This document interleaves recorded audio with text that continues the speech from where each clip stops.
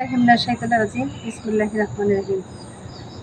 প্রিয় দর্শক শ্রোতাবিন্দু, আমি রিনা আমিনুল মিডিয়া থেকে রিনা সরকার বলছি। আমার কোলে দেখতে পাচ্ছেন একটি ছোটো মেয়ে, 3 বছর বয়স। আমার 3 মেয়ে, তার মধ্যেও সবচেয়ে ছোট। আমার এই মেয়েটি গতকাল অর্থাৎ 24/9/2025 সাল বুধবার আমি কোর্টে গিয়েছিলাম একটা অভিযোগ দিতে। আমার কিছু শত্রু আছে যাদের সাথে আমার জমি জমা নিয়ে আমার ভাবির সাথে দ্বন্দ্ব, সেই বিষয়ে অভিযোগ দিতে গেছি। তারা বিভিন্নভাবে খোঁজখবর নিয়ে আমার এই ছোটো মেয়েটার অভিযোগ শেষের দিকে প্রায়, এমন সময় লিগেল এইড অফিসের বারান্দা থেকে হঠাৎ করে চুরি করে নিয়ে চলে গেছে। এরপরে প্রশাসনিক সহযোগিতায় বিচারপতি যারা আছেন,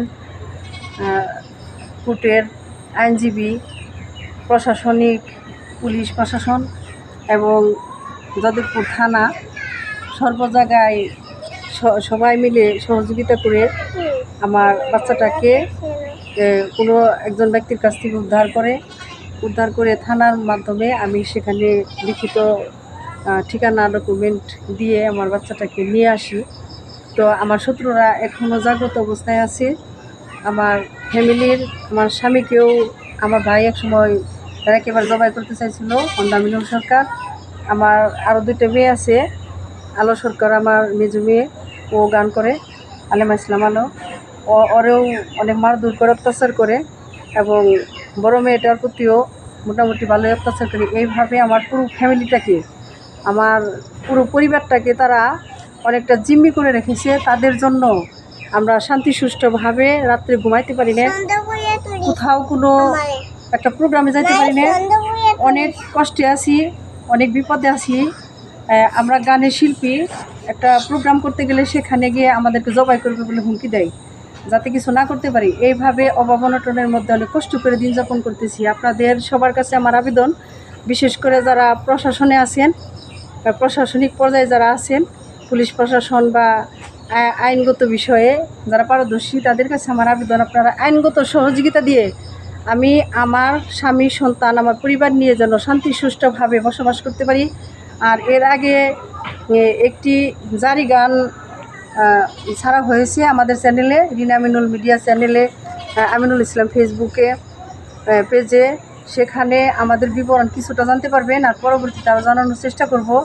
তো সকলের সহযোগিতা কামনা করছি, যাতে একটা স্বাধীন দেশে স্বাধীন মতো শান্তি সুষ্ঠুভাবে বসবাস করতে পারি। আমার সন্তানের উপর অনেক ঝুঁকি, আমার স্বামীর উপর ঝুঁকি, আমার নিজের উপর ঝুঁকি। এই ঝুঁকিগুলো যাতে আপনাদের সকলের সহযোগিতায় যাতে আমি দূর করতে পারি, শত্রুদের থেকে একটু নিরাপদে থাকতে পারি। আর আপনাদের সকলের প্রতি আমার একটা আবেদন, সবাই সবার সন্তানদের, পরিবারকে বা এলাকার সবার জনগণের ভালোর জন্য আমরা সবাই সবার জন্য কাজ করে যাব, এবং আমাদের দিকটা আপনারা বিবেচনা করবেন। আমার বক্তব্য এই পর্যন্তই। পরবর্তীতে আবার আর আমাদের এই চ্যানেলটা সাবস্ক্রাইব করবেন, লাইক কমেন্ট শেয়ার করবেন, আর আমাদের ভিডিওটা জায়গায় শেয়ার করবেন, যাতে বিভিন্ন লোকের কাছে প্রচার হয়, সারা দেশে বা বিশ্বে যাতে ভালো মতো প্রচার হলে আমরা একটু নিরাপত্তা পাই, সেদিকে লক্ষ্য রাখবেন। আর আমার স্বামী কিছু কথা বলবে, 2-1টি কথা ওনার কণ্ঠে শুনেন। আসলে প্রিয় দর্শক, আসলে আপনাদের মাঝেই বিচার দেওয়া হইল, আপনারাই বোঝেন ভালো। কারণ এই ধরনের কাজ করা আসলেই ঠিক নয়, কারণ মারামারি, কাটাকাটি এগুলা কিছুদিন আগে আমাকেও মারধর করছিল, জব করার জন্য আসছিল, এবং এখনও আমার গলার মধ্যে দাগ আছে। তো বিষয়টা আপনাদের কাছে বিচার দেওয়া হইল। আপনারা বিবেচনা করে আপনাদের যেটা ভালো হয় সেটাই আপনারা করবেন, এবং আইন প্রশাসন যারা আছেন সকলের প্রতি আমার বিচার দেওয়া হইল, আপনারা একটু বিচার করবেন। এতটুকুই আপনাদের কাছে চাওয়া পাওয়া।